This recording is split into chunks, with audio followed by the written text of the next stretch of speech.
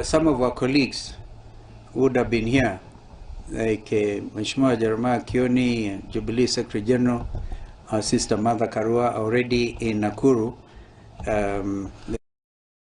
with the Limuru 3 deliberations.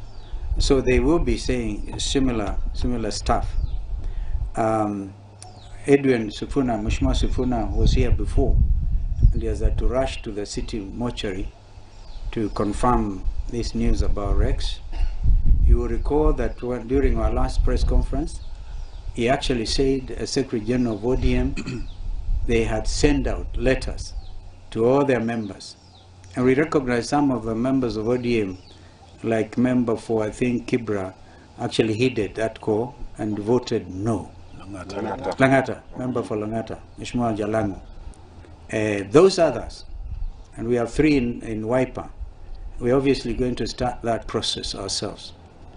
We have the case of member for Taveta, the county women rep for Kisi, and who is the third one?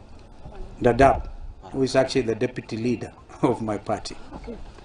Yeah. So sorry, sir. Mheshimiwa Eugene would like to add. And by the way, Mheshimiwa Paranya as well could add something.